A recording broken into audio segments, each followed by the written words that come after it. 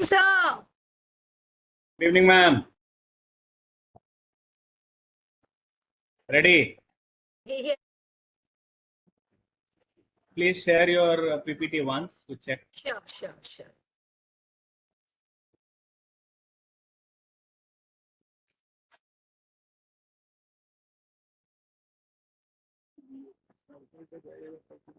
I hope it's visible.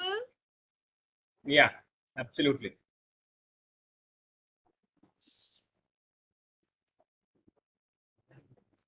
So, with this, I welcome all the participants for the 29th online training. We have with us once again our excellent resource person, the training coordinator, deputy training coordinator. On behalf of the founder, chairman, and president, I welcome you once again. And ma'am, requesting you to please start the session. Sure, sir. Thank you so much. Thank you, Aryavat Sahodaya, for this opportunity once again. And today, although today is Tuesday, but then today we have a khichdi, actually. Because sir has given a topic which is actually an amalgamation of so many things that we have already studied. But we are going to put them together in a box and then unfold it for you today. So today's topic is elements of classroom teaching. Basically, as a teacher, our purpose is that whatever we teach, the children should be able to do well. They should get good grades, to be very quantifiable. If you talk about measurements, then the marks should be good. They should be able to speak. They should be able to read. They should be able to participate, get prizes for the school. This is the purpose, the short-term goal of schooling, which we immediately think about. So, how to achieve this? How to achieve good classroom teaching so that whatever we conceive, these ideas, they become true. So today, our topic, as already told, is elements of classroom teaching. And I have tried to put some inputs, although in a 1 hour workshop, we cannot put many things. But then I've tried to put it certain things which are the vitals of classroom teaching, rather you can say. जैसे किसी आदमी की तबीयत के बारे में जानना हो तो हम क्या करेंगे? फर्स्ट उसका बीपी चेक करेंगे, शुगर टेस्ट करेंगे, फीवर चेक करेंगे और पल्स चेक करेंगे, ऑक्सीजन लेवल चेक करेंगे. वैसे ही अगर हमें किसी क्लासरूम को तुरंत एकदम चुटकी बजाते एक इफेक्टिव क्लासरूम में चेंज करना हो, ट्रांसफॉर्म करना हो, तो हम क्या क्या कर सकते हैं? So that is basically the purpose of today's session. So please allow me to share my screen.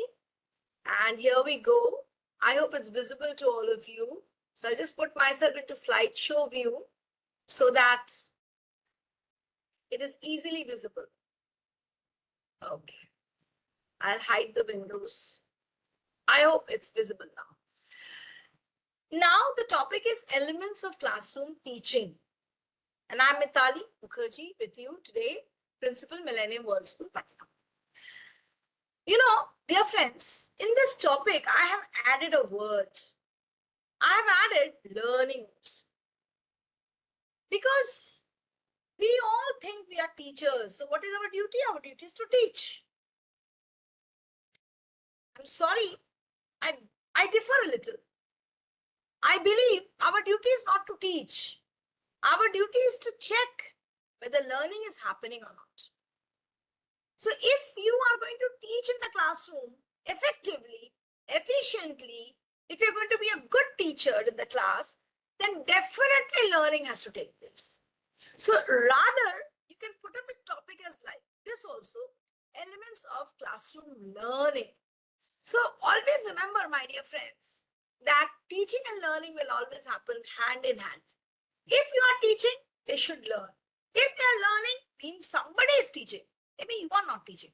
Anything, there are so many ways of learning. I'll discuss a little bit of that also. So they can learn from anywhere. But if learning is not happening, that means teaching is also not happening. So I have added one more word over there, classroom teaching and learning. Now, what is learning? What is the meaning of the word teaching? What do you mean when you say teaching? So teaching is a process intended for our learning by inducing behavioral changes. So, many times as educators, as teachers, you will come across this question. What is the meaning of teaching? What do you teach? What do you understand by teaching? So teaching is the process of delivering a lecture. Teaching is the process of using different methods to make children understand. These are all not very correct definitions. Teaching means bringing about a relatively permanent change in the behavior of a person. I say person because we don't only teach small children, we teach adults as well. So you have to understand that teaching is a process by which you can induce, you can inject, you can bring about a relatively permanent change in behavior.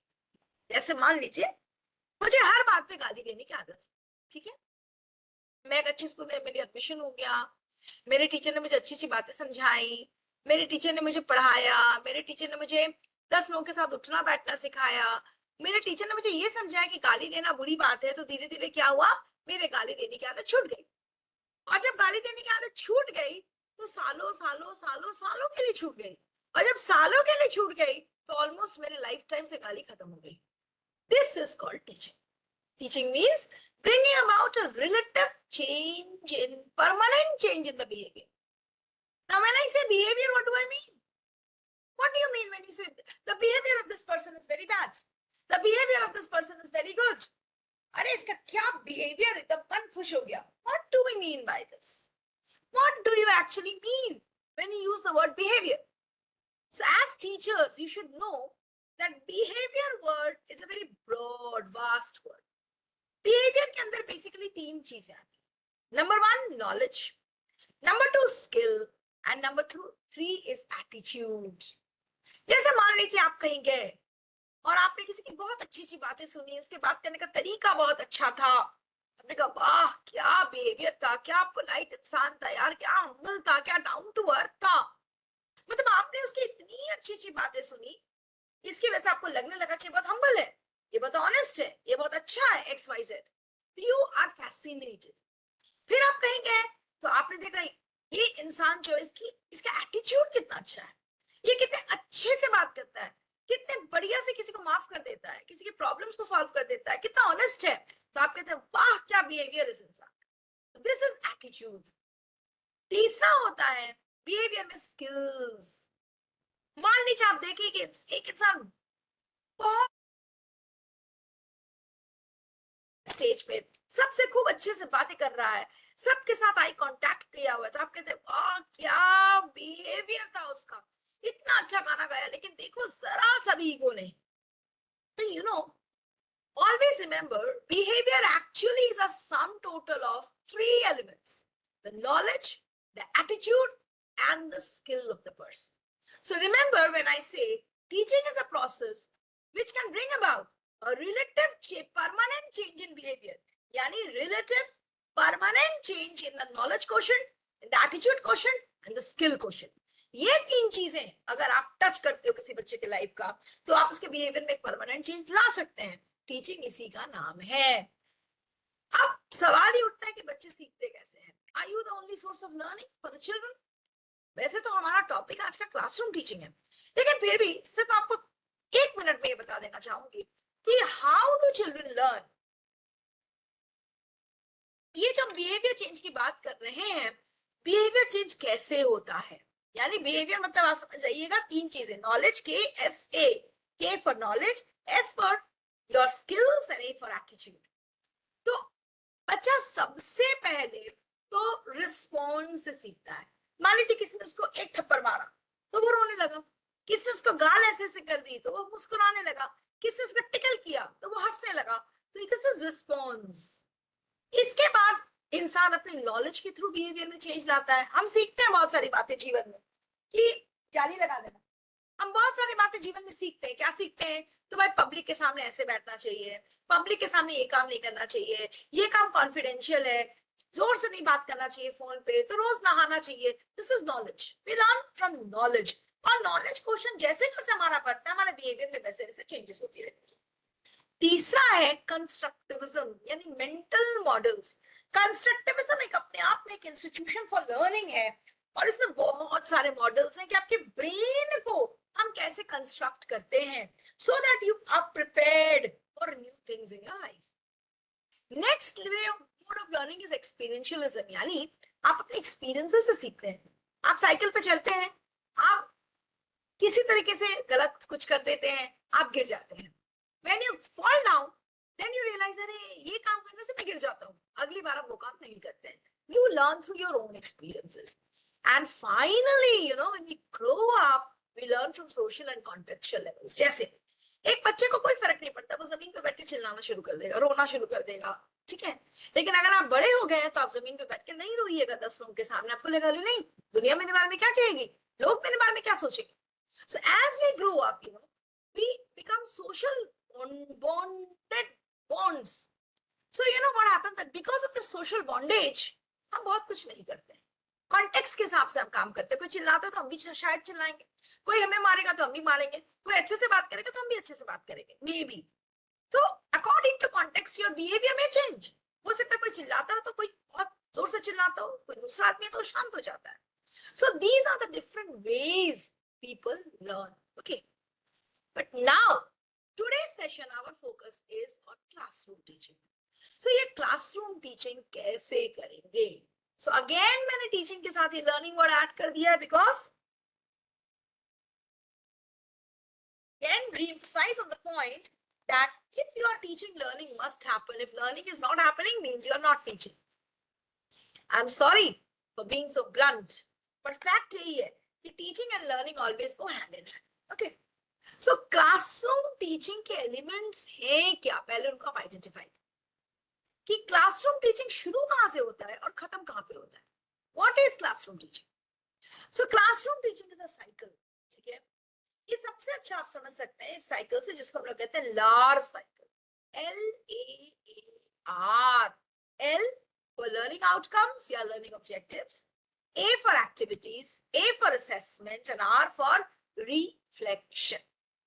अभी आप समझे कि learning outcome यानी अगर मेरा 40 minute का period है, 35 minute का पीरियड है, 50 मिनट का पीरियड है, तो आप जब क्लास में स्टेप करेंगे उसके पहले आपके दिमाग पे थॉट प्रोसेस बिल्कुल क्लियर होनी चाहिए कि आज 40 मिनट में मुझे क्या अचीव करना है, what I want to achieve in this 40 minutes.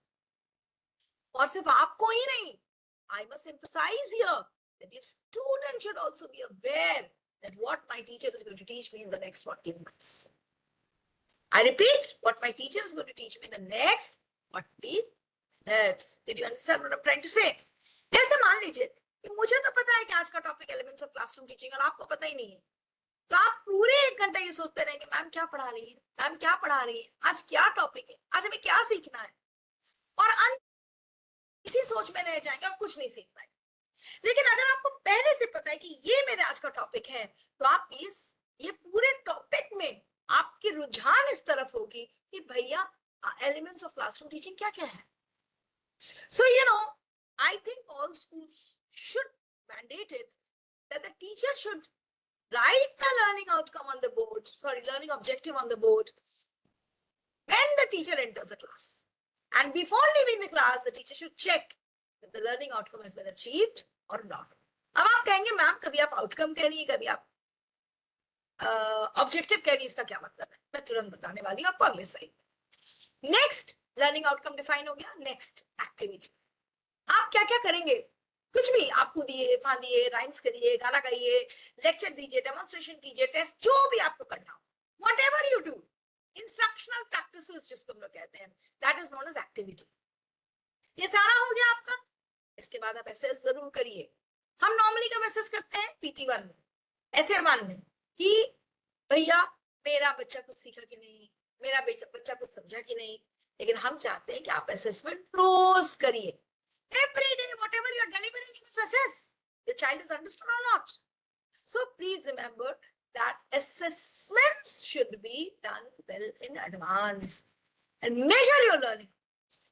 And finally, class से निकलने के बाद प्लीज प्लीज प्लीज ये सोचिए कि आज 5A में जो मैंने एक क्लास लिया था वाकई दमदार था, वाकई क्या मैं इससे अच्छा नहीं कर सकता, क्या मैंने अपना बेस्ट दिया, कौन सा पार्ट मेरा खराब हुआ, कौन सा पार्ट मेरा बहुत अच्छा हुआ, कौन सा नहीं उतना अच्छा हुआ, मैं अगले क्लास में क्या कर सकता। This is reflection. जैसे मैंने आपको अभी एक एग्जांपल दी साइकिलिंग करने की। अगर आप साइकिल पे चढ़ेंगे और आप कुछ करते हैं, मान लो साइकिल चलाते चलाते तब गिर जाते हो, फिर उठ के साइकिल चलाने लगेगा, फिर गिरिएगा, फिर गिरिएगा, फिर गिरिए, जब तक आप ये नहीं सोचे कि मैं क्यों गिरा या मैं क्यों गिरी। अगर आप एक बार ये समझ जाएंगे कि आप गिरे क्यों, तब डेफिनेटली अगली बार आप उसको चेक करने की कोशिश कीजिए, आप कम बार गिरिएगा। So always remember, experiential learning में जब तक आप रिफ्लेक्शन नहीं करेंगे आप कुछ नहीं सीखेंगे, क्योंकि हम में से बहुत सारे ऐसे लोग हैं जो बार बार सेम गलती को दोहराते हैं, क्योंकि हम रिफ्लेक्ट नहीं करते कि हमसे क्या गलती है, और हम बार बार सेम मिस्टेक्स को ही करते हैं।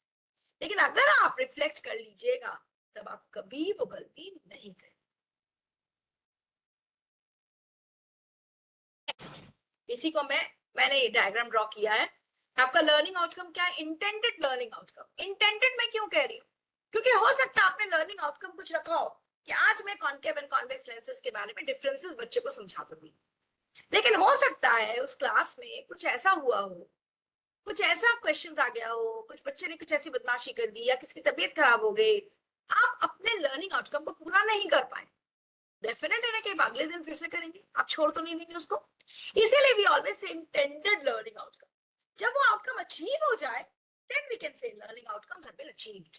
आपका इंटेंट ये है, आप लर्निंग आउटकम को सोच के जाते हैं, पढ़ाते हैं, आप टीचिंग लर्निंग एक्टिविटीज होती हैं, क्यों होती है? कि उस लर्निंग आउटकम को अचीव कर सके। हर एक्टिविटी, हर क्लासरूम टीचिंग एक्टिविटी, हर इंस्ट्रक्शनल प्रैक्टिस आपके लर्निंग आउटकम की तरफ एरो होना चाहिए उसका, कि भैया जो भी हम क्लास में कर रहे हैं मेरा एम क्या है कि हम लर्निंग आउटकम को अचीव करें। इसके बाद जो भी मेथड्स आप यूज कर रहे करिए और असेसमेंट करिए कि मेरा लर्निंग आउटकम अचीव हुआ या नहीं। जैसे मैं आपको बहुत सिंपल सी एग्जांपल दे रही हूँ, मैं भी चाय पी रही थी तो मुझे याद आया, जैसे मान लीजिए मुझे चाय बनानी, तो मैं चाय बनाने के लिए पहले पानी डालूंगी, फिर उसमें दूध डालूंगी, फिर हो सकता है उसमें चीनी डालूं, फिर हो सकता है उसमें ये चाय पत्ती डालूं, लेकिन मैं चाय में धनिया पाउडर और जीरा पाउडर तो नहीं डालूंगी। क्यों नहीं डालूंगी? क्योंकि मेरा लर्निंग आउटकम बहुत क्लियर है, मेरा इंटेंडेड लर्निंग आउटकम क्लियर है कि मुझे चाय बनानी, और मुझे पता है कि चाय में धनिया जीरा पाउडर नहीं डाला जाता है, तो बस मैं नहीं डालूंगी। हो सकता है मैं इलायची डालूं, लौंग डालूं, ये डालूं, वो डालूं, लेकिन मैं धनिया जीरा पाउडर नहीं डालूंगी, चाट मसाला नहीं डालूंगी, क्योंकि वो चाय में नहीं डाला जाता। तो इसी तरीके से अगर आपका लर्निंग आउटकम क्लियर होगा तो आपको पता होगा कि आप जो teaching and learning activities class में कर रही है वो सारी activities will be gold, will be heading your intended learning outcome. और इसके बाद क्लास से निकलने के पहले you must check whether your learning outcomes have been achieved or they have not been achieved, either through formative, summative, जो भी आपको करना हो। This is known as formative assessment basically. Formative assessment का मतलब जैसे मैंने आपको पहले भी बताया है, जब आप किसी भी कॉन्सेप्ट को फॉर्मेशन स्टेज में है, बच्चे के दिमाग में फॉर्म हो रहा है, उसी समय आप चेक कर रहे हैं कि फॉर्मेशन सही हो रहा है या नहीं। और जब आप चेक करते हैं कि फॉर्मेशन सही है या नहीं, आपको लगता है फॉर्मेशन सही है, वेल गो अहेड। अगर आपको लगता है फॉर्मेशन में कुछ प्रॉब्लम है, then what do? You again go back to your teaching method. देखिए सारे एरोज बाई डायरेक्शनल है, वापस आप जाइए, फिर से पढ़ाइए, फिर से चेक कीजिए, जब तक आपकी लर्निंग आउटकम्स अचीव नहीं हो जाए। अब वही उसी वर्ड पे आती हूँ ma'am, what is the difference between learning outcome and learning objective? Very simple, both are the same. The only difference is learning objective period wise होता है, आज के लिए, अभी के लिए, यानी आज 40 मिनट्स के पीरियड में हम क्या कहेंगे? ऑब्जेक्टिव। और learning outcome is for a period of time, 2 months, 3 months, 6 months, maybe 1 year. Are you getting my point? So you must understand that मेरा learning objective day to day होगा and learning outcome में भी sum total, बहुत सारे दिनों का, बहुत महीनों का, इसको हम लोग कहते हैं learning outcome। ठीक है, लर्निंग आउटकम्स कैसे होने चाहिए आपके? तो लर्निंग आउटकम्स आपके होने चाहिए स्मार्ट, आपके जैसा स्मार्ट होना चाहिए आपका लर्निंग आउटकम भी। जैसे बहुत सिंपल सी बात, वेरी वेरी सिंपल। एस मतलब स्पेसिफिक, एम मतलब मेजरेबल, ए मतलब अटेनेबल, आर मतलब रियलिस्टिक, टी मतलब time bound. Specific, measurable, attainable, realistic, time bound, learning outcome. अब हमें ये देखना है कि ये जो हमारा लर्निंग आउटकम है, specific, measurable, attainable, realistic time पे, हम क्यों कह रहे हैं? एक छोटा सा सिंपल एग्जांपल देते हैं। जैसे आप मेरा ही एग्जांपल ले लीजिए। मैं दिन भर घर से बाहर रहती हूँ, मैं सुबह 6 बजे घर से निकलती हूँ और शाम को 5-6 बजे घर आती हूँ। अब मेरे पीछे मेरा जो डोमेस्टिक हेल्प है, मेरी जो डोमेस्टिक हेल्प है, रादर आई शुड से, मान लीजिए मैं उस डोमेस्टिक हेल्प को कहती हूँ कि दीदी आज आप मेरे लिए सब्जी और रोटी बना कर। क्या बोला मैंने? फिर से आप सोचिए, रिपीट करिए। आज मैंने अपने डोमेस्टिक हेल्प को बोला कि आज जब मैं शाम को घर आऊंगी तो मैं रोटी और सब्जी खाऊंगी, तो आप रोटी सब्जी बना के रखना दीदी। ना क्या हुआ? उस डोमेस्टिक हेल्प ने भैया अपनी समझ से फ्रिज खोला, फ्रिज में चेक किया क्या सब्जी है, उसमें गोभी पड़ी हुई थी। उसने सोचा दीदी को गोभी बहुत पसंद है, उसने शानदार एक गोभी की सब्जी बना दी और रोटियां बना दी। और उसे क्या लग रहा है कि दीदी will be very happy, when दीदी will come home she will be very happy to see the गोभी की सब्जी and रोटी। उसने तब सब्जी रोटी बनाने के लिए। अब मैं से आती हूँ वापस और मैं कहती दीदी जल्दी दे दो, क्या बनाया आपने खाने में? सब्जी और रोटी। अब मैं क्या कह रही हूँ, अरे दीदी आपने गोभी की सब्जी बना दी, फ्रिज में तो भिंडी भी रखा हुआ था, आज मैंने सोचा था वो भिंडी वाला मसालेदार भिंडी खाऊंगी, आपने गोभी क्यों बना दी? आपने गलत कर दिया, मुझे भिंडी खाने का मन था, आप मुझसे पूछते नहीं हो, आप समझते नहीं हो, तो भिंडी खराब हो जाएगी। 2 दिन में गोभी तो फिर भी 1 दिन और रह जाता, भिंडी परसों की थी, वो खराब हो जाएगी। अब आप बताइए, क्या मेरा अपने डोमेस्टिक हेल्प को ये सब बोलना जस्टिफाइड है? इज इट जस्टिफाइड और it is not justified? Is it justified or not justified? You tell me. I'm sorry, I have to pause for 1 minute. There's somebody at the door. Just a minute, just a minute.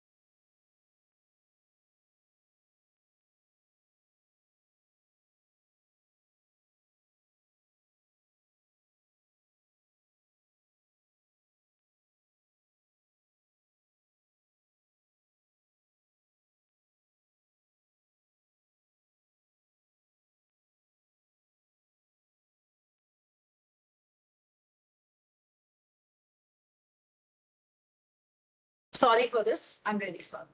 So I continue. तो अब आप कहिए कि मैंने जो अपनी domestic help को बोला, क्या वो सही था? वो सही नहीं है। मैंने सब्जी रोटी बनाने के लिए कि उसने सब्जी बनाई, कोई भी सब्जी बनाई अपने हिसाब से, मैंने तो स्पेसिफाई नहीं किया कि तुम भिंडी बनाओ। इसीलिए अगर आप एक बार स्मार्ट लर्निंग ऑब्जेक्टिव्स बनाना सीख जाएंगे ना फ्रेंड्स, आपके अपने पर्सनल लाइफ में ही बहुत हेल्पफुल हो जाएगा, आपकी पर्सनल लाइफ भी सॉर्टेड हो जाएगी। 90% टाइम्स हम लोगों के काम से इसलिए दुखी रहते हैं क्योंकि हमारा ऑब्जेक्टिव स्मार्ट नहीं होते हैं। हम उन्हें स्पेसिफिकली समझाते ही नहीं कि हमें चाहिए क्या, कब, कितना, कैसे, कहाँ, हम नहीं समझा पाते। हम सिर्फ कुछ भी वेगली के। So let us be very specific when we are making objectives. Actually आपको क्या पढ़ाना है? एम मतलब मेजरेबल। अगर आप फॉर एग्जांपल आप एक लर्निंग ऑब्जेक्टिव बनाते हैं कि सब्जी बहुत अच्छी है या सब्जी बहुत बेकार है, इज इट मेजरेबल? अच्छी कितनी अच्छी है? Can you give it a scale? लेकिन अगर हम इसी को ट्रांसफर कर दें, out of a rating scale of 10 your sabzi gets 8 point, that means it is measurable. अब 8 पॉइंट्स कैसे आए ये भी आपको डिस्कस करना होगा, रूब्रिक्स बना के। Similarly attainable. अब आज अगर मैं कह दूं कि 1 घंटे का समय है, आपको बिरयानी भी बनाना है, शाही पनीर भी बनाना है, शाही टुकड़े भी बनाने हैं, आपको पुलाव भी बनाना है, छोले भी बनाना है, तो हो सकता है अगला इंसान कहे भैया मुझसे ना होगा, मैं काम छोड़कर जा रही हूँ दीदी हाथ से। तो अटेनेबल भी होना चाहिए, रियलिस्टिक होना चाहिए, रेलेवेंट या रियलिस्टिक जो भी आप कहें, और टाइम बाउंड होना चाहिए। नॉर्मली हमारे टीचर्स जो है वो डेडलाइन से बहुत डरते हैं। क्वेश्चन पेपर इस डेट तक देना है, फलाना चीज इस डेट तक देना है, वो चीज उस डेट तक जमा करना है, और वो बहुत परेशान होते हैं कि मैम हमारे डेडलाइंस होते हैं। लेकिन प्लीज टीचर्स आपको ये समझना होगा कि any goal without a deadline is a useless goal. हमें टाइम बेस्ड काम तो करना ही है, क्योंकि समय के बाद उस काम को करने का कोई वैल्यू नहीं। अगर आप दिवाली के दिन अपने घर में लाइट्स नहीं लगाए और आप दिवाली के बाद वाले दिन भी लगाएंगे तो भी इसकी कोई वैल्यू नहीं। आपको समझना होगा that we have to achieve this within this specified amount of time. अगर आपका क्लास 40 मिनट्स का है तो आपको अपने लर्निंग ऑब्जेक्टिव 35 मिनट्स में अचीव करने होंगे, आप 50 मिनट्स में नहीं अचीव कर सकते, then it is not supposed to be a good intended learning outcome. Okay. अब लेंगे जैसे फॉर एग्जाम्पल आपको लर्निंग आउटकम देना है, children will be able to create, children will be able to differentiate, children will be able to define, children will be able to recognise, तो please इसका एक screenshot आप रखें।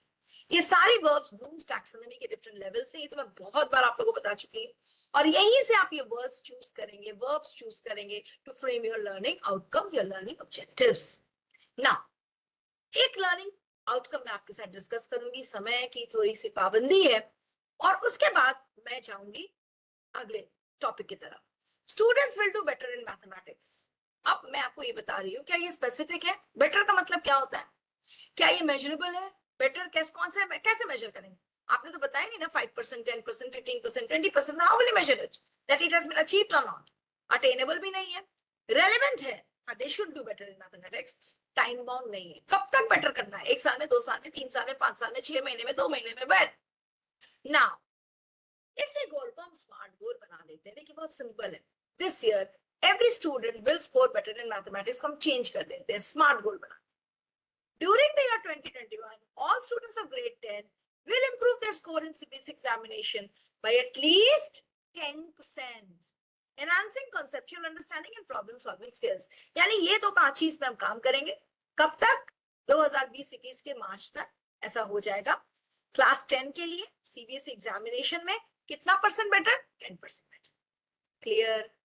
Thank you Brahmat ji. You have understood how to write smart goals? एक ही example दे सक रही है, इसलिए I'm very sorry. अभी आप समझिए लर्निंग ऑब्जेक्टिव्स या लर्निंग आउटकम लिखते कैसे। लर्निंग ऑब्जेक्टिव्स, लर्निंग आउटकम लिखने के लिए है SVO फॉर्मेट। S मतलब है सब्जेक्ट, V मतलब होता है वर्ब, एंड O मतलब होता है object. Now, how do you write subjects? Subject हमेशा जनरली हमारे स्टूडेंट्स होते हैं, पार्टिसिपेंट्स होते हैं, एंड यूजर्स, हमारे हमारा जो भी कंज्यूमर है वो हमारा सब्जेक्ट है। सो यहाँ पे इन दिस केस हमारा स्टूडेंट है, तो students will be able to, ये हमारा सब्जेक्ट हो गया, student is my subject. Verb, verb कहाँ से लेंगे आप? अभी मैंने आपको दिखाया था, एक वर्ब आपको डालना होगा which you will take from here, this.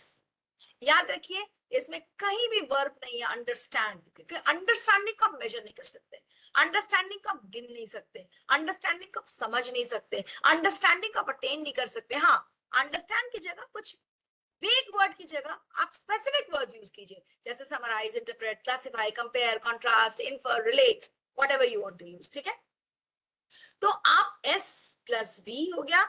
इसके बाद है ऑब्जेक्ट O। O मतलब होता है generally from the topic, topic से आप उस कंटेंट को लेते हैं। जैसे मैंने एक एग्जांपल यहाँ दिया है, students will be able to compare and contrast between metals and non metals. Students will be able to compare and contrast between metals and non metals. इसमें सब्जेक्ट कौन है? स्टूडेंट्स। वर्ब कौन है? Compare and contrast. ऑब्जेक्ट कौन है? Metals and non metals. So this is how you write a learning outcome or a learning objective. Now let's proceed further. Learning outcome हो गया, हम elements of classroom teaching कर रहे हैं, जिसका पहला component है learning outcome, learning objective. I hope you have understood this. दूसरा outcome है हमारी activities. आपको जो activity का time है बीच में, उसमें हमको क्या करना चाहिए? तो सबसे पहले तो आपको ये समझना होगा कि आपके स्टूडेंट अलग हैं, 21st सेंचुरी के लर्नर्स हैं, जिनकी कुछ यूनिक क्वालिटीज होती हैं, जैसे उनका अटेंशन स्पैन बहुत छोटा होता है, उनको इंटरएक्टिविटी चाहिए होता है, हमेशा चाहिए होता है मैं बात करूं, मैं बोलूं, मैं कुछ करूं क्लास में। नेक्स्ट हमारा होता है उनको इमेजेस, विजुअल इमेजेस को बहुत अच्छा समझते हैं, उनकी रीडिंग स्किल्स बहुत वीक होती है, और उनका रिस्पॉन्स टाइम बड़ा फास्ट होता है। Before you complete the question बच्चा अपना हाथ उठा लेगा, मैम आंसर, isn't it? होता है आपके क्लास में, I'm sure. So please understand this, okay? Now, so आपके क्लासेस कैसे होने चाहिए? आपकी क्लासेस इंटरैक्टिव होनी चाहिए, मल्टीलिंगुअल होनी चाहिए, ऑनलाइन होनी चाहिए, विदाउट वॉल्स होनी चाहिए, यानी कभी भी बच्चे को फील्ड में ले जाइए, गार्डन में ले जाइए, फील्ड ट्रिप पे ले जाइए, एक्सकर्शन पे ले जाइए, ऑनलाइन बहुत सारा होना चाहिए, और प्रॉब्लम बेस्ड लर्निंग होनी चाहिए, यानी हर बच्चा अलग है, every child has got a different need. It's a responsibility of the teacher to understand the need of the child and accordingly. Okay. Next, अगर आप ऐसा नहीं करेंगे तो आपका क्लास कैसा हो जाएगा? ऐसा। और मुझे पूरी उम्मीद है कि हम में से कोई भी टीचर ये नहीं चाहेगा कि हमारा क्लास ऐसा।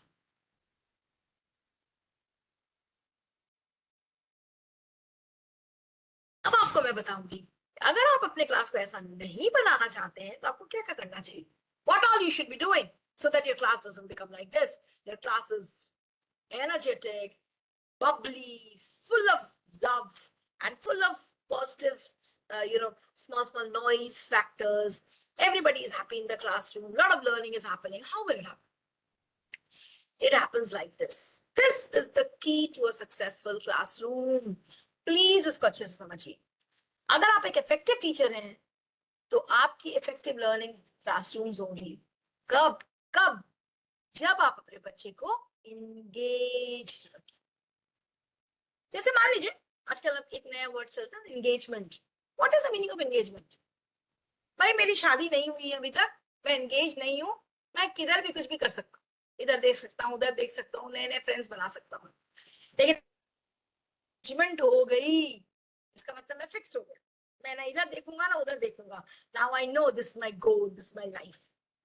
Similarly, a child who is engaged in the classroom knows this is what I have to learn today, this is my learning objective, और वो उस learning objective की तरफ ही आगे बढ़ेगा। Are you understanding? So keeping the children engaged is the only method of bringing behavioral change, यानी bringing a change in his knowledge, skill and attitude quotient, which is the purpose of teaching. You understanding? अगर आप teaching करना चाहते हैं, बच्चों को engage रखना सीखिए अपने क्लासरूम में। अगर बच्चे एंगेज होंगे तो उनके बिहेवियर में पॉजिटिव चेंजेस होंगी, यानी उनके नॉलेज लेवल में चेंज होगी, उनके स्किल्स में चेंज होगी, उनके एटीट्यूड में चेंज होगा, and this will bring some relatively permanent change in behavior. So what is the key to effective classroom teaching? Keeping the children engaged. Next, whenever you are in the classroom, focus on these three things. ये बहुत detail topic है, लेकिन मैं इतना आपको समझा दूंगी कि आपको आउटलाइन एक समझ में आ जाए। Focus on these three things. Number one, content management. Number two, conduct management. And number three, covenant management. Content management तो आप सब मास्टर्स हैं, क्या पढ़ाना है, कितना पढ़ाना है, कौन सा पीपीटी दिखाना है, कौन सा मूवी दिखाना है, डॉक्यूमेंट्री दिखाना है, कौन सा चैप्टर पढ़ाना है, वर्कशीट देना है, ये करना वो करना। This is called content management. ये सबके पास होता है, generally all teachers have it. Conduct management means आप कंटेंट को डिलीवर करने के लिए क्या क्या प्रोसीजर्स अप्लाई करते हो। आप अप्लाई करते हो कि मैं क्लास में दिन भर घूमता रहूंगा ताकि मेरे बच्चे जो है डिसिप्लिन में रहे, मैं बोर्ड पे लिखते समय ऐसे एंगल बना के लिखूंगा ताकि मैं बच्चों को भी देख सकूं, बोर्ड वर्क भी कर सकूं, मैं बच्चों को वर्कशीट देते समय उनसे डिस्कस करूंगा उसको, मैं बच्चों को मूवी दिखाऊंगा। ये this is called conduct management, how you will conduct those activities. But you know what is most important in a classroom? It's a covenant management. What does covenant management say?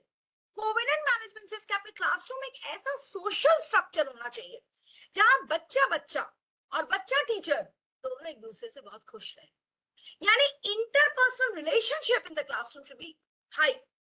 Child should be happy with another child. Child should be happy with the teacher. Then only learning happens. In an unhappy atmosphere where interpersonal relationships are very poor, learning does not happen. Clear? So ये तीन चीज में आपको ध्यान। The first factor is unplanned teaching and learning is a recipe of wasting time. So always plan your curriculum before you enter the class. I'm sure you're doing your curriculum planning. Curriculum planning का छोटा हिस्सा है monthly planning. Monthly planning का छोटा हिस्सा है weekly planning, which is also known as lesson plan. And lesson planning में week में day wise हम लोग plan करते हैं अपना lesson. Never go to the class without proper plan. This is the first pointer that I'm giving you. What are the elements of classroom teaching? Never ever enter a class without planning. जिस दिन आपके plan ready नहीं है, उस दिन आप sorry कह दीजिए बच्चों से, कहिए चलो बच्चों बाहर खेल कर आते हैं, आज मैं आपका टीचर तैयार नहीं है। It's better to say that. Children will respect you. Children will have regards for you that my teacher is not cheating me any day out of 360. Okay?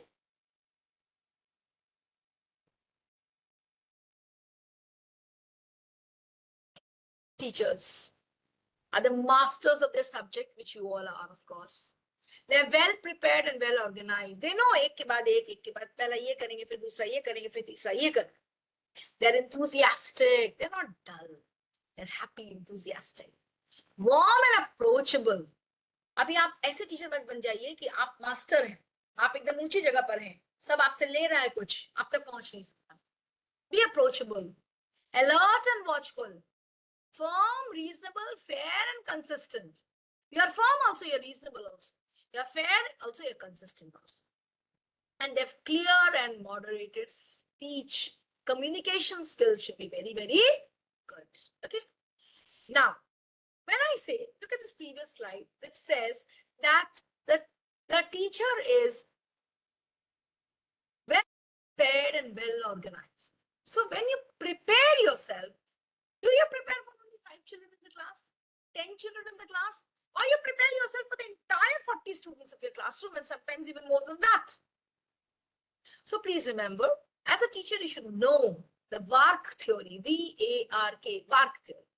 There are 4 types of learners in your classroom: visual, auditory, read, write, and kinesthetic.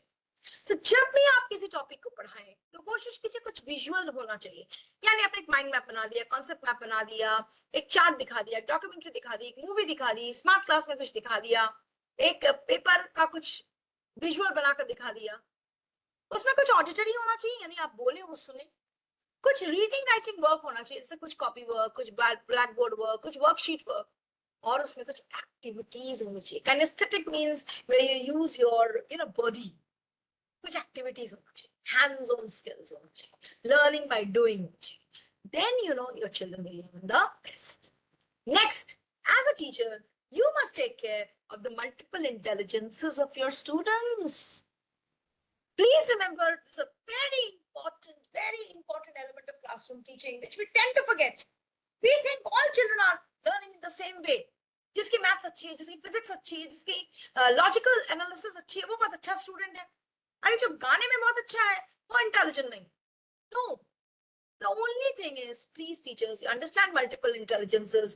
The Harvard Gardner multiple intelligences theory, which says that the children have 8 types of intelligences. अगर आप गाना कर कर किसी चीज को समझाते हैं, एक बच्चा अच्छे से समझ लेता है, तुरंत समझता है, उसको कहते हैं म्यूजिकल स्मार्ट चाइल्ड. अगर आप कुछ लर्निंग बाय डूइंग करते हैं तो बच्चा अच्छे से समझता है, उसको कहते हैं बॉडीली काइनेस्थेटिक चाइल्ड. अगर आप उसको कुछ डिस्कशन करने के लिए, ग्रुप डिस्कशंस, डिबेट्स, ये सब करने के लिए कहेंगे तो वो ज्यादा अच्छे से समझेगा, उसको कहते हैं इंटरपर्सनल चाइल्ड, इंटरपर्सनल इंटेलिजेंस. अगर आप किसी बच्चे को कहेंगे लिखो बेटा, you right and understand, child will do very well. Some children understand by logic and numbers. Some children understand when you take them for a field trip, when you take them to the garden, when you take them outside. Some children learn by themselves. वो खुद से पढ़ेंगे, खुद से समझेंगे. And some children, they learn through pictures. उन्हें text, written text अच्छे से नहीं समझ में आता, उसी चीज को पिक्चर के फॉर्म में दिखाएंगे तो उनको बहुत अच्छे से समझ में आएंगे. So these are the 8 types of intelligences. लेकिन प्रॉब्लम क्या है?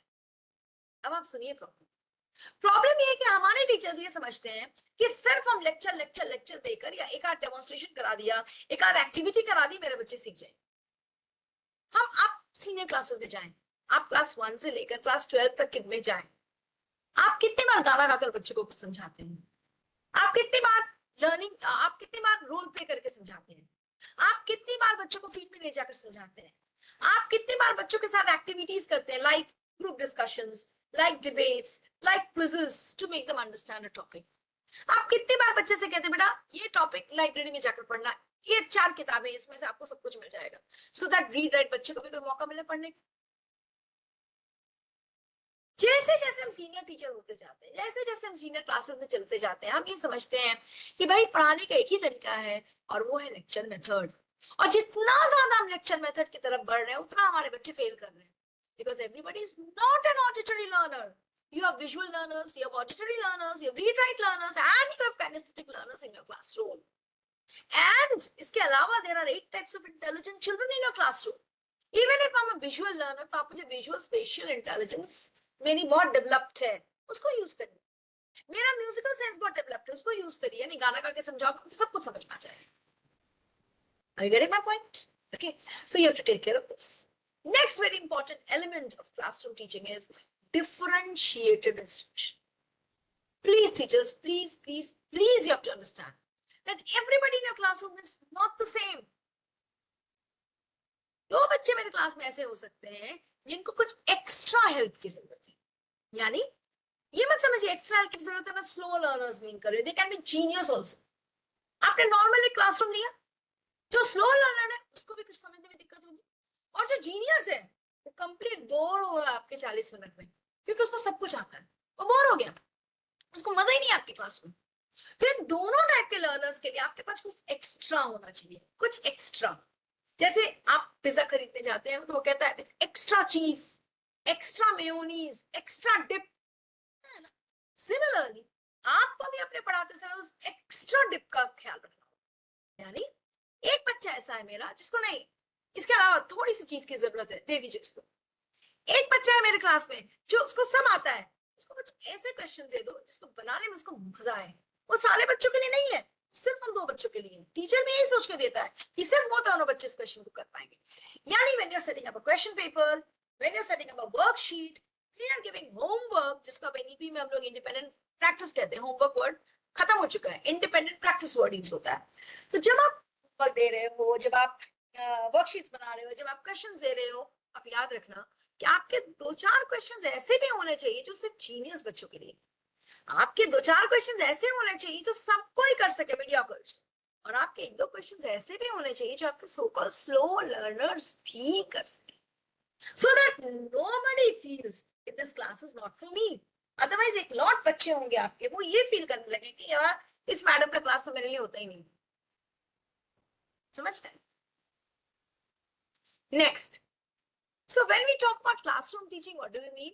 We mean arousing interest in children, understanding their learning profile, which type of intelligence they have, whether they're visual or auditory or read write or kinesthetic, and make them ready to study. जैसे मैं कहती हूँ ना, अगर आपको छोले भी बनाने हैं तो आप छोले बना लोगे ऐसे ही, कितना भी बड़ा कुक यहाँ बैठा हो। आप लोग में से कुछ लोग तो बहुत अच्छे कुक्स होंगे, लेकिन अगर मैं आपसे कहूँ मैडम छोले बना दो अभी इंस्टेंट, यू कैन नॉट। आप कहेंगे नहीं मैम, कम से कम 1 घंटा गर्म पानी में तो भूनने दीजिए उसको, तभी छोले बन सकता है। Getting it? So please remember, जब आप अपने क्लास में जाते हैं, मान लीजिए इंग्लिश की क्लास है, हिंदी की क्लास है, मैथ्स की क्लास है, फिजिक्स की क्लास है, जो भी आप पढ़ाते हो, जब you go to the class, always remember this thing, that you have to make the children ready to study. It's a very important from teaching, the readiness of the child, understanding the profile of the child and arousing the interest of the child. ठीक है? And then you start teaching the child. तो इसके लिए थोड़ा बहुत transitions याद करिए। जैसे मान लीजिए आप क्लास में गए, आप कहते हैं चलो all of you stand up, चलो move your hands up and down and just shake your hands and let's clap together. फिर आप थोड़ा बहुत रोली पोली करा सकते हैं, थोड़ा कमर हिला सकते हैं बच्चों की, चलो turn around, let your hands go up and down, कुछ भी, सो दैट यू नो मेरा बच्चा जो है पिछली घंटे की जितनी भी चीजें उसके दिमाग में थी वो थोड़ा इरेज हो जाए और वो स्लेट फिर से मिट जाए, साफ हो जाए, और फिर वो पढ़ाने के लिए तैयार हो जाए, पढ़ने के लिए तैयार हो जाए। फिर इफेक्टिव क्लासरूम में बहुत इंपॉर्टेंट रोल प्ले करता है सीटिंग अरेंजमेंट। आपको अपनी क्लास के स्ट्रेंथ के हिसाब से, आपको अपने क्लासरूम के साइज के हिसाब से कुछ ना कुछ सीटिंग अरेंजमेंट जरूर चेंज करना चाहिए, क्योंकि बच्चे भी बोर हो जाते हैं ट्रेडिशनल अरेंजमेंट बैठते बैठते। You can do something like a horse shoe, जहां सब कोई फर्स्ट बेंचर है। We have this complaint, no, back benchers बदमाशी करते हैं, बैक बेंचर्स ध्यान नहीं देते, चलो सबको फर्स्ट बेंचर बना देते हैं। Cluster arrangement, combination arrangement, stadium arrangement, runway arrangement, ये सारे अरेंजमेंट्स या और भी बहुत सारे हैं, मैंने तो सिर्फ 2-4 एग्जांपल्स आपको यहाँ दिए हैं। आप इनमें से कुछ भी ट्राई करो, try any of these arrangements so that your classrooms becomes effective. ठीक है, नेक्स्ट,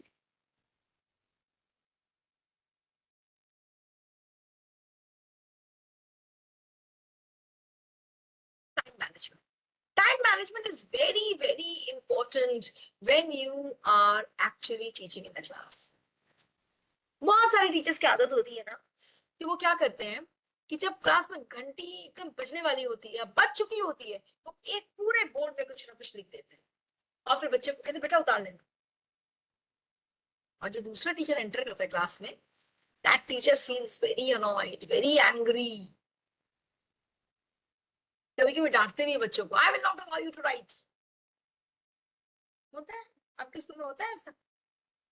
टाइम मैनेजमेंट के लिए आप हमेशा याद रखिएगा Whenever आप अपने लाइफ में भी, सिर्फ क्लासरूम में ही नहीं, जब आप टाइम मैनेजमेंट की बात कर रहे हैं तो 4 क्वाड्रेंट्स हमारे, urgent, not urgent, important, not important. Urgent भी है और इंपॉर्टेंट भी है, उस काम को करिए। अर्जेंट है, अर्जेंट नहीं है लेकिन इंपॉर्टेंट है, उसको भी करिए। आज जरूरत नहीं है, कल जरूरत पड़ेगी, उसको भी करिए। लेकिन जो अर्जेंट है लेकिन इंपॉर्टेंट नहीं है, उसको मत करिए।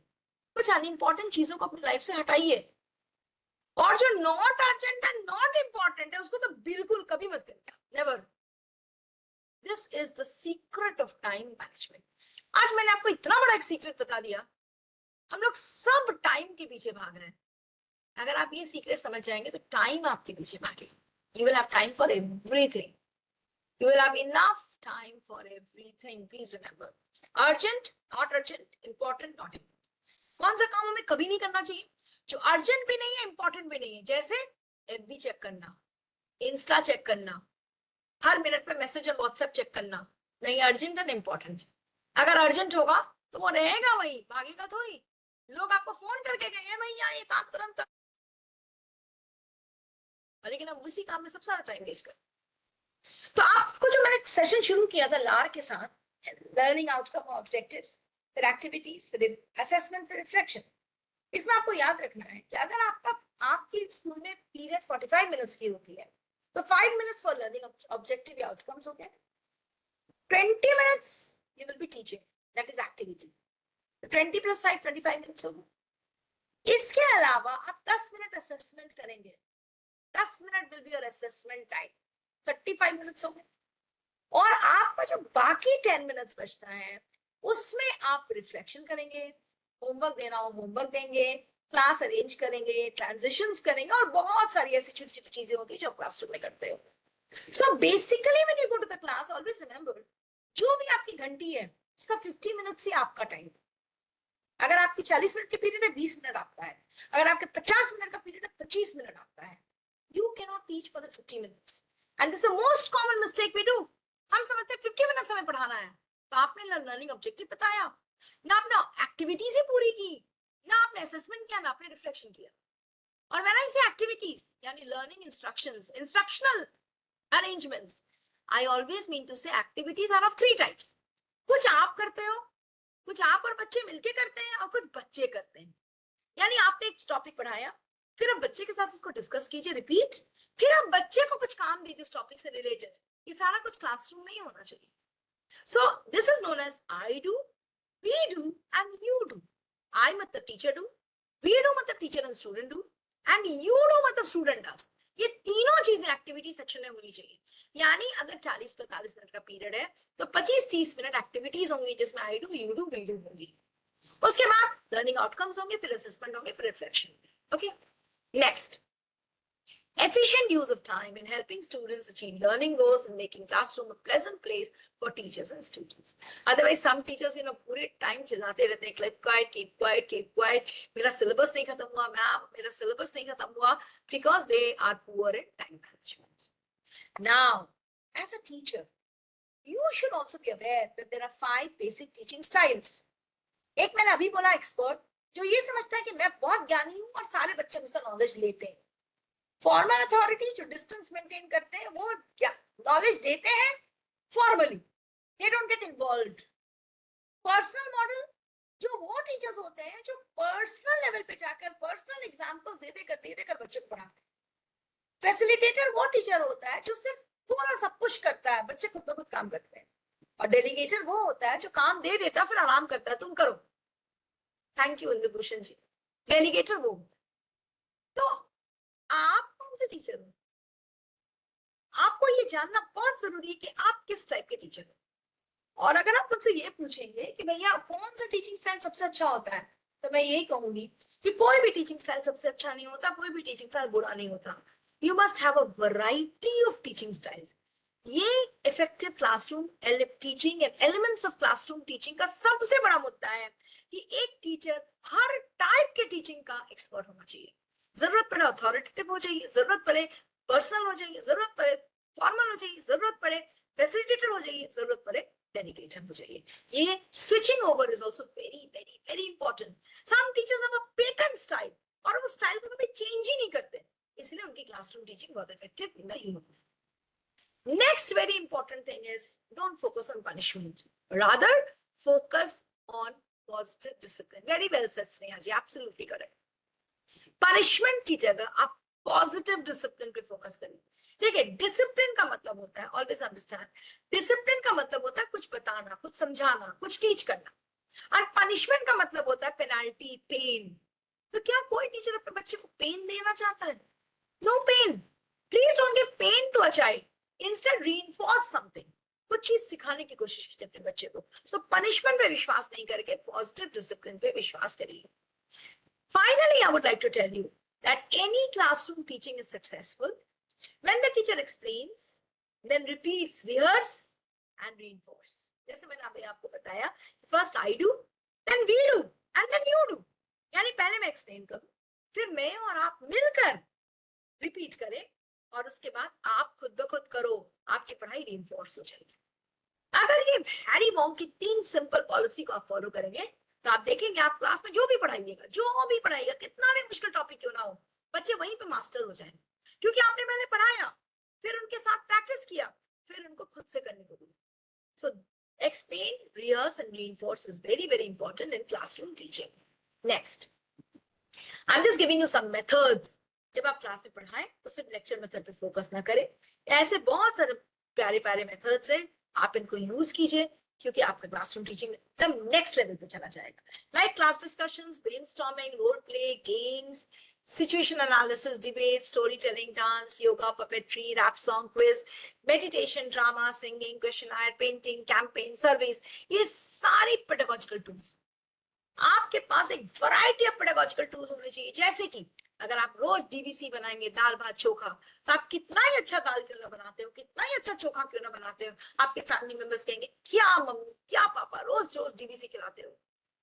आपको चेंज करना पड़ेगा। आप बहुत नॉलेजेबल है, आप बहुत अच्छा लेक्चर दे सकते हैं, लेकिन every day if you do this, a time will come when your children will not accept you. So please have a variety of pedagogical tools with you. Keep changing your pedagogical tools. कभी इससे खेलिए, कभी उससे खेलिए, कभी उससे खेलिए, ताकि बच्चे भी समझे कि भाई आज तो मैम क्या करेंगे पता नहीं, सर क्या करेंगे पता नहीं। अनप्रेडिक्टेबल टीचर हो जाएंगे आप। कभी ब्रेनस्टॉर्मिंग करा दिया, कभी रोल प्ले करा दिया, कभी गेम कराया, कभी योगा से पढ़ाया, कभी पपेट्री से पढ़ाया, कभी कैंपेन करा दिया, कभी सर्वे करा दिया, लेकिन पर्पस क्या है? Learning outcome, learning objective achieve होना चाहिए। These are all pedagogical tools. Please remember this. अगर आप लेक्चर मेथड देते हैं, रीडिंग करते हैं, ऑडियो विजुअल भी यूज कर रहे हैं, डेमोन्स्ट्रेशन कर रहे हैं, सिर्फ 30% बच्चे मैक्सिमम समझ रहे हैं आपकी बातों को। इनको कहा जाता है पैसिव टीचिंग मेथड्स, यानी आप कर रहे हैं वो देख रहा है, पैसिव। स्टूडेंट्स कोई एक्टिविटी नहीं होती, लेकिन अगर आप वही ग्रुप डिस्कशन करा रहे हैं, प्रैक्टिस बाय डूइंग करा रहे हैं, टीचिंग अदर्स, यानी एक बच्चा दूसरे को पढ़ा रहा है, पीयर टीचिंग कर रहा है, these are called participatory methods. और इन मेथड से 90% बच्चे तक हमारी टीचिंग लर्निंग हो रही होती है। So please remember there are 2 types of teaching methods, passive and learn participatory. आप कौन सा पढ़ाना चाहते हैं ये आपके ऊपर।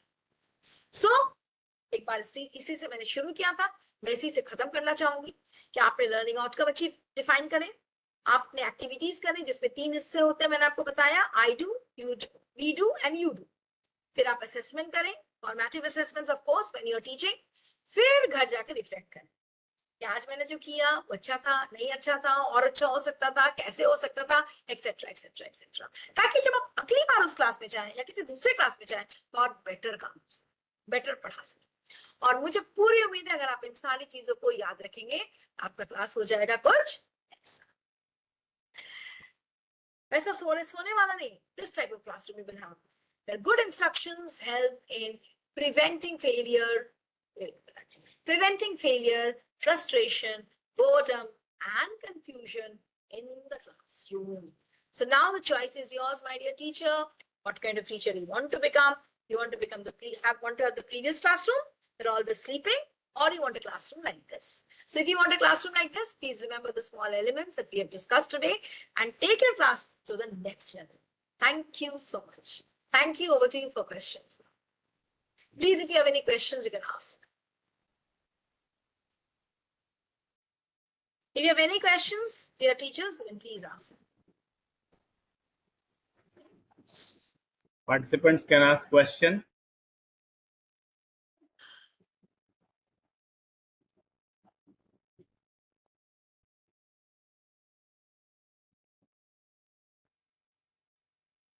Radhika ma'am, Yes, sir. you are there, ma'am. A wonderful session. Really speaking, it's wonderful session, and really you are all recently whatever the training you have conducted, all related to the how to improve the teaching, how the class learning can take place very nicely. Thank you very much on behalf of the Aryabhatta Sahodaya School Complex and on behalf of the entire participants. I thank you yes, really it was very wonderful session. And I always tell that you are not only a good trainer, good teacher for us. We learn from not from the content only. It's a good, how can be a good teacher through online teaching? Because every time the parents give complaint that the online teaching is boring. How one can make the online teaching interesting? That also we learned from you. Thank you very much. Thank you, Himanshu sir. And Symbol ma'am, always there to conduct the training very efficiently. Thank you. Now the participants already quiz attendance link already been posted by sir. So please pick up and do it. Thank you, Mitali. I think there is no question because you taught in such a way that I think there is no questions in the mind of the participants. Thank you so much. Always, your words are so motivating. Thank you so much. Thank you, sir. Thank you, everybody. Thank you, ma'am. Thank you, Radhika ma'am. Thank you, everyone. So with this, once again, we are thankful to all the participants and now concluding the session, requesting you all to please mark your attendance with the given link. Thank you.